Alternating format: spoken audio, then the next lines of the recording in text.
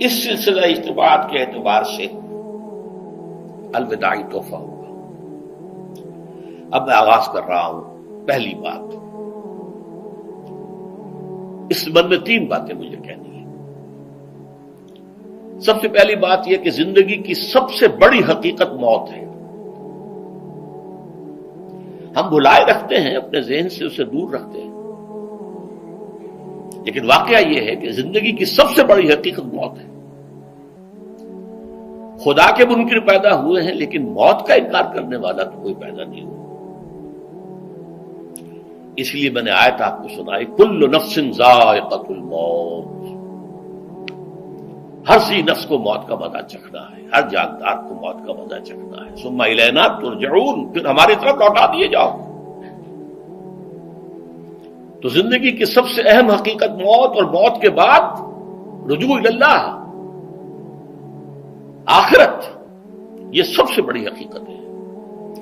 ایک حقیقت سب مانتے ہیں، سب جانتے ہیں، دوسری حقیقت کے اوپر پردہ پڑا ہوا ہے۔ میں نے اس اعتبار سے نوٹ کیا، یہ الفاظ قرآن میں 3 مرتبہ ہے، کل نفس ذائقۃ الموت، ہر جاندار کو موت کا مزہ چکھنا ہے۔ انبیاء اس سے مستثنا نہیں رہے، رسول اس سے مستثنا نہیں رہے، اولیاء اللہ مستثنا نہیں رہے۔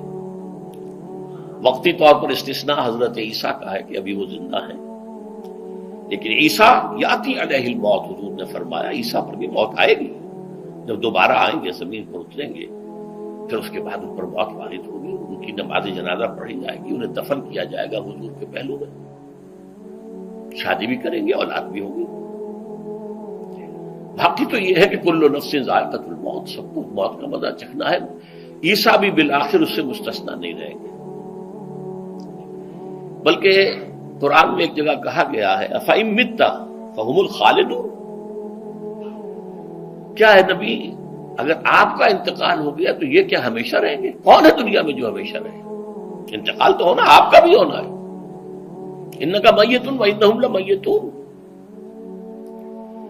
یہ تو مختصر ترین الفاظ تھے۔ اس سے آگے بڑھیے، سورہ انبیاء میں فرمایا کل نفس ذائقۃ الموت وَنَبْلُوكُمْ بِالشَّرِّ وَالْخَيْرِ فِتْنَةً وَإِلَيْنَا تُرْجَعُونَ، ہر جاندار کو موت کا مزہ چکھنا ہے، اور اس سے پہلے پہلے ہم تمہیں آزماتے رہیں گے، خیر کے ذریعے بھی، بھلائی دے کر، صحت دے کر، دولت دے کر، اولاد دے کر، شہرت دے کر، اور برائی کے ذریعے سے بھی، تنگ دستی دے کر، بے عزتی دے کر، اہانت دے کر، ذلت دے کر، وَإِلَيْنَا تُرْجَعُونَ، اور پھر ہماری طرف لوٹائے جاؤ گے۔ یہ وہ دوسری حقیقت جو میں نے کہا کہ جس پر پردہ پڑا ہوا ہے، بہت بڑا پردہ ہے۔ لوگ یہی سمجھتے ہیں کہ یہی دنیا کی زندگی ہے۔ قرآن کہتا ہے إِنَّ الدَّارَ الْآخِرَةَ لَهِيَ الْحَيَوَانُ لَوْ كَانُوا يَعْلَمُونَ، یہ تو آخرت پر ہی زندگی ہے جو اصل زندگی ہے، کاش کہ انہیں معلوم ہوتا۔ اس سے بھی زیادہ تفصیل سے یہ آل عمران میں آئی آیت، كُلُّ نَفْسٍ ذَائِقَةُ الْمَوْتِ وَإِنَّمَا تُوَفَّوْنَ أُجُورَكُمْ يَوْمَ الْقِيَامَةِ، ہر جاندار کو موت کا مزہ چکھنا ہے، اور پھر تمہیں پورا پورا تمہارا اجر اور بدلہ دے دیا جائے گا قیامت کے دن۔ فَمَنْ زُحْزِحَ عَنِ النَّارِ وَأُدْخِلَ الْجَنَّةَ فَقَدْ فَازَ، جو کوئی آگ سے بچا لیا گیا اور جنت میں داخل کر دیا گیا وہ تو کامیاب ہو گئے۔ اللہم ربنا اجعلنا منہم، اللہم ربنا اجعلنا منہم، اللہم ربنا اجعلنا منہم۔ وَمَا الْحَيَاةُ الدُّنْيَا إِلَّا مَتَاعُ الْغُرُورِ، اور دنیا کی زندگی تو سوائے دھوکے کے سامان کے اور کچھ نہیں ہے۔ دھوکہ کس معنی میں؟ یہ تمہیں اصل زندگی سے غافل کر دیتی ہے۔ تم کہیں سفر پر جا رہے تھے، تمہارا کہیں گھر تھا، تمہیں واپس آنا تھا، تم راستے ہی میں کسی دلچسپی میں ایسے مگن ہوئے کہ گھر بار سب بھول گئے۔ یہ تو تمہارا عارضی سا سفر تھا، تم نے اسی کو اپنی منزل بنا لیا، اپنا ٹھکانہ بنا لیا، تو دھوکہ دیا اس نے تمہیں۔ ویسے دنیا کی زندگی دھوکہ نہیں ہے، بڑی حقیقت ہے، اس لیے کہ حضور نے فرمایا انما الدنیا مزرعۃ الآخرہ، یہ دنیا آخرت کی کھیتی ہے، یہاں بو گے تو وہاں کاٹو گے، یہاں کچھ کمائی کرو گے تو وہاں اس کا بدلہ ملے گا۔ اس اعتبار سے دنیا بہت بڑی حقیقت ہے، ایک ایک لمحہ بہت بڑی قیمتی شے ہے، لیکن اگر یہ دنیا تمہیں آخرت سے غافل کر دے تو اس سے بڑا دھوکے باز ہو کوئی نہیں۔ یہ اصل دجال ہے۔ میں نے تقریباً 60 برس کی عمر کو جب میں پہنچا تھا تو موت کا انتظار شروع کر دیا تھا۔ میرے قریبی احباب کو معلوم ہے، میں کہتا رہا، یہ بھی کہتا رہا کہ بھائی میں اپنے حصے کا کام کر چکا ہوں، جتنی صلاحیت اللہ نے دی تھی، جتنی بھی میرے اندر استعداد تھی، میں اس کو بھرپور طریقے پر استعمال کر چکا ہوں۔ دم واپسی برسر راہ ہے عزیز و اب اللہ ہی اللہ ہے، یہ میرا معاملہ رہا ہے 60 برس کی عمر سے۔ اس کے بعد اللہ نے مزید 14 برس دیے ہیں، یہ نافلۃ لک کے درجے میں کہتا ہوں، اس کا اللہ کا عطیہ خصوصی ہے، نفل ہے، ہمیشہ کہتا رہا ہوں۔ مسنون زندگی تو 61 برس ہے ہمارے حساب سے۔ علامہ اقبال کے بارے میں سنا ہے کہ رویا کرتے تھے کہ میری عمر حضور کی عمر سے زیادہ نہ ہو جائے، وہ 6 مہینے کم ہی رہی ہے حضور کی عمر سے۔ جو حضور کی عمر تھی وہی حضرت ابو بکر کی، وہی حضرت عمر کی، وہی حضرت علی کی۔ ہاں، حضرت عثمان 82 برس کے ہوئے ماشاءاللہ۔ پھر یہاں کے مجددین میں سے وہی عمر حضرت شیخ احمد سرہندی کی، وہی شاہ ولی اللہ دہلوی کی۔ ہاں، شیخ عبدالحق محدث دہلوی رحمۃ اللہ علیہ 82 برس کی عمر۔ لیکن یہ میں کہا کرتا تھا مسنون عمر تو 61 برس ہے، جسے ہم 63 کہتے ہیں، وہ اصل میں ہمارے حساب سے 61 بنتا ہے۔ وہ 63 قمری ہے، جو 9 دن کم ہے، قمری سال جو ہے وہ شمسی سال سے۔ بہرحال میں اس وقت سے منتظر تھا، لیکن جو بھی وقت اللہ نے دیا ہے، اللہ کا شکر ہے، وہ مفید کاموں میں لگا ہے۔ ان میں خاص طور پر میں سمجھتا ہوں کہ اللہ کا مجھ پر سب سے بڑا احسان، اور مجھے پر نہیں، بہت بڑے پیمانے پر لوگوں پر جو احسان ہوا ہے، وہ میرا 1998 کا دورہ ترجمہ قرآن ہے جو کراچی میں ہوا تھا۔ 1998 کے مارچ میں میرا بڑا آپریشن ہوا، دونوں گھٹنے تبدیل کیے گئے، لیکن 98 کے آخر میں، حالانکہ میں چل نہیں سکتا تھا، کراچی میں مسجد جو ہے اونچی ہے، دوسری منزل پر ہے، تو خاص ریمپ بنایا گیا جس کے ذریعے میں ویل چیئر پر مجھے لے جایا جاتا تھا۔ میں نے درس دیا۔ اس درس کی گزشتہ چند سالوں سے پوری دنیا میں جو گونج ہوئی ہے اللہ کے فضل و کرم سے، اللہ کا کوئی حکمت خداوندی اس کے ساتھ وابستہ ہے۔ اس میں میرے کسی کام کو دخل نہیں ہے، میری کسی کوشش کو دخل نہیں ہے۔ میں نے تو جو درس میں دیتا آ رہا تھا سن 85 سے، دورہ ترجمہ قرآن، البتہ یہ بات ضرور ہے کہ میں نے محسوس کیا تھا کہ سن 98 کے اس درس میں دورہ ترجمہ قرآن کے مجھے خصوصی انشراح حاصل تھا۔ میری ساری گفتگو کا حاصل کیا ہے؟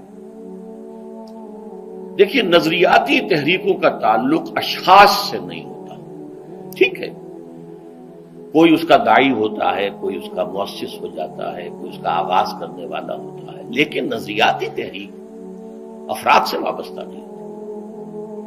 افراد آتے چلے جاتے ہیں اپنا اپنا حصے کا کام کر کے، جس کو جتنا مقدر ہے، جتنی اللہ تعالیٰ کی طرف سے توفیق ہے، وہ اپنا کام کرے گا، چلا جائے گا۔ یہ چمن یوں ہی رہے گا اور ہزاروں جانور اپنی اپنی بولیاں سے بول کر اڑ جائیں گے۔ مبارک ہیں وہ لوگ جنہیں قرآن کی بولی بولنا نصیب ہو جائے۔ وَإِنْ يَحْسَبُ أَنِّي مِنْهُمْ، مجھے گمان ہے، اللہ کا فضل ہے کہ میں ان میں سے ہوں، میں نے قرآن کی بولی بولی ہے، اور قرآن مجید کو جیسا کہ وہ ہے، ایز اٹ از، اپنے کو مذمومہ خیالات، اپنے کوئی ذہن سے زائدہ نظریات کو میں نے اس میں دخل نہیں دیا، جسے انگریزی میں آپ آبجیکٹیولی کہتے ہیں، خالص معروضی طور پر قرآن کو پڑھا ہے، قرآن کو قرآن سے سمجھا ہے، یا پھر سیرت رسول سے سمجھا ہے۔ میں لفظ سنت کی بجائے سیرت استعمال کر رہا ہوں۔ قرآن مجسم حضور تھے صلی اللہ علیہ وسلم، اور حضور کی سیرت اور حیات جو ہے وہ قرآن مجید کی اصل تفسیر ہے۔ یہ حقیقت بھی بہت کم لوگوں کے علم ہے۔ وہ احادیث کا نام تو لیتے ہیں، احادیث بھی ہے، سیرت بھی تو احادیث ہی سے ہمیں ملتی ہے، لیکن میں خاص طور پر سنت یا حدیث کی بجائے سیرت کا لفظ استعمال کرتا ہوں۔ قرآن کی 2 سورسز ہیں، قرآن خود اور سیرت رسول صلی اللہ علیہ وسلم۔ بہرحال انشاءاللہ العزیز یہ کام بڑھے گا، چلے گا، یہ میں ابھی بعد میں عرض کروں گا۔ دوسری بات جو میں نے آیت پڑھی آپ کو، وَمَن نُعَمِّرْهُ نُنَكِّسُ فِي الْخَلْقِ أَفَلَا يَعْقِلُونَ، بہت بڑی حقیقت زندگی کی یہ بھی ہے، جس کی ہم عمر زیادہ کر دیتے ہیں اس کی خلقی صلاحیتوں میں کمی کر دیتے ہیں۔ موٹی بات ہے، بڑھاپا آئے گا، ہمیشہ کی مانی ہوئی بات ہے۔ اگرچہ جوانی میں آدمی بڑھاپے کا تصور نہیں کرتا، لیکن بڑھاپا آنا ہے، یہ بھی ایک حقیقت ہے موت کی طرح۔ غالب نے کہا تھا مزمحل ہو گئے قوائے غالب، اب عناصر میں اعتدال کہاں۔ ایک صاحب نے مجھے شعر سنایا تھا، ابراہیم صاحب تھے ٹونک کے رہنے والے، ذوق پیری بڑھ گیا جوش جوانی گھٹ گیا، اب عصا بنوائیے نخل تمنا کاٹ کر۔ یہ تمنائیں جو ہیں طول العمر، انہیں کاٹو، اب گئی جوانی، امنگوں والا دور گیا، اور یہ جو تمناؤں کا پودا ہے اس میں سے لکڑی لے کر عصائے پیری بنوا لیجیے، اب بڑھاپے کے لیے ایک عصا درکار ہے۔ بڑا پیارا شعر ہے، ذوف پیری بڑھ گیا جوش جوانی گھٹ گیا، اب عصا بنوائیے نخل تمنا کاٹ کر۔ ابھی 2-3 دن ہوئے ہیں یہاں پر جو خانہ فرہنگ ایران ہے اس کے ڈائریکٹر آئے تھے، انہوں نے فارسی کا ایک شعر سنایا، بڑا پیارا شعر ہے، در جوانی گفتم کہ شعر شعر است اگرچہ پیر بود۔ جوانی میں یہ کہا کرتا تھا کہ شعر تو شعر ہی ہوتا ہے، چاہے بوڑھا ہو جائے، بوڑھے ہونے سے اس میں کیا فرق واقع ہو جائے، شعر شعر است گرچہ پیر بود۔ چوب پیری رسیدم، جب میں خود پیری اور بڑھاپے کو پہنچ گیا، دیدم تو مجھے یہ بات نظر آئی کہ پیر پیر است گرچہ شعر بود، بوڑھا بوڑھا ہی ہوتا ہے چاہے وہ شعر ہی کیوں نہ ہو۔ تو یہ بڑھاپا جو ہے یہ زندگی کی دوسری بڑی حقیقت ہے۔ اس کا ایک اثر تو سب کو معلوم ہے، قوائے غالب جو میں نے کہا، بڑھاپے کا عام نتیجہ جسمانی ضعف، سب جانتے ہیں، لیکن مجھ پر اور کچھ اور لوگوں پر بھی خاص طور پر اس کا جو ایک اثر ہوتا ہے، یہ مجھ پر ہوا ہے، وہ ہے یادداشت کی کمزوری، اور یہ میں کئی سال سے محسوس کر رہا ہوں، میری پرانی یادداشت بڑی مضبوط ہے، قوی ہے، اس میں کہیں کوئی کمی نہیں ہے، لیکن ریسنٹ پاس کی چیزیں جو ہے، پچھلے 5-6 سال کے واقعات مجھے یاد نہیں رہتے، اشخاص سے ملا ہوں اور دیکھ کے پہچان لیتا ہوں، کئی بار ملاقات ہوئی ہے، نام یاد نہیں آتا، تاریخیں اور اشخاص کے نام کے اعتبار سے تو خاص طور پر کئی سال سے میری جو میموری ہے وہ امپیئرڈ ہے، اور میں محسوس کرتا رہا ہوں کچھ عرصے سے کہ عین تقریر کے دوران محسوس ہوتا بلیک آؤٹ ہو گیا، اور مجھے سلسلہ کلام جوڑنے کے لیے سوچنا پڑا، بعض اوقات 1000 کروڑ مرتبہ بولے ہوئے الفاظ غائب، اب چاہے کتنا ہی زور لگا لوں وہ لفظ یاد نہیں آئے گا، ہاں تھوڑی دیر کے بعد خود بخود یاد آ جائے گا۔ میرے اس آپریشن سے اب کچھ عرصے پہلے تک جو میری تقریریں یہاں ہوئی ان میں بہت سے لوگوں نے نوٹ کیا، میری تقاریر میں اب وہ روانی نہیں رہی تھی، وہ جو کراس ریفرنسز آیا کرتے تھے، جس کی بنا پر ایک مولانا عبدالکریم پاریخ صاحب تھے ناگپور کے، انڈیا کے، مولانا علی میاں کے وہ خلفاء میں سے، انہوں نے تفسیر بھی لکھی ہے قرآن کی، وہ ایک مرتبہ لاہور آئے تھے تو مجھ سے بھی ملاقات ہوئی، میرا درس بھی سنا، پھر یہاں وہ ایک دینی ادارے میں گئے، وہاں میرے خلاف باتیں ہو رہی تھی، تو انہوں نے کہا بھائی اس شخص کی کیا بات کرتے ہو، اس کے سامنے تو معلوم ہوتا ہے کہ قرآن کھلا ہوا ہے، جہاں سے چاہے لے لے، پھول کھلے ہیں گلشن گلشن، لیکن اپنا اپنا دامن، تم کیا بات کر رہے ہو اس کے بارے میں؟ تو عبدالکریم پاریخ صاحب کی وہ جو تاثر تھا وہ صحیح تھا، کراس ریفرنسز کا آنا، القرآن یفسر بعضہ بعضا، اس میں بہت کمی آ گئی۔ بہرحال اس کے علاوہ تیسری چیز ہوتی ہے بڑھاپے میں ریزسٹنس کی کمی کی وجہ سے عوارض. بلڈ پریشر کا میں مریض ہوں اور کوئی 25 برس سے ہوں، شوگر کا میں مریض ہوں اور کوئی 5 برس سے ہوں. ایک خاص برس جو مجھ پر آیا ہے آج سے 4 سال پہلے، اس کی ایک تاریخ ہے. یہ جو امراض دماغی کے ماہرین ہیں یہ کہتے ہیں کہ ایک مرض ہے بائی پولر ڈپریشن. انسان میں کبھی تو انشراح ہوتا ہے، ایکٹیویٹی ہوتی ہے، سوچتا ہے اور ایکٹیو کرنے کے لیے، گفتگو کے لیے، بھاگ دوڑ کے لیے طبیعت میں آبادی ہوتی ہے. کبھی وہ بجھ سا جاتا ہے، کبھی وہ حرکت کرنے کو جی نہیں چاہتا، پڑا رہے کسی کونے میں، سو جائے. تو یہ بائی پولر معاملہ کہلاتا ہے، یہ ویو چلتی ہے. اچھا، یہ ہے ہر انسان میں، جسے ہم عام طور پر کہتے ہیں موڈ آف ہے بھائی میرا، مجھ سے باتیں کرو. تو یہ موڈ کا آف ہو جانا، آن ہو جانا، یہ عام آدمی میں بھی ہوتا ہے. لیکن جو اللہ کے کسی فضل و کرم سے زیادہ ذہین ہو، زیادہ حساس ہو، ان میں پھر یہ جو ویو ہے یہ زیادہ اونچائی زیادہ نیچائی، زیادہ اونچائی زیادہ نیچائی، اور اس کو پھر ہم کہتے ہیں مرض، بائی پولر. یہ ہمارا خاندانی مرض ہے. والد صاحب کا تھا، بڑے بھائی اظہار احمد صاحب کو ہوا، میری بڑی ہمشیرہ کو ہوا. عام طور پر اس کی عمر ہوتی تھی 3 تجربے مجھے ہیں. والد صاحب کو 13 برس میں نے اٹینڈ کیا ہے اس بیماری میں، سن 52 سے 65 تک جب کہ ان کا انتقال ہوا. تو یہ عام طور پر شروع ہوتا ہے 50 برس کے لگ بھگ.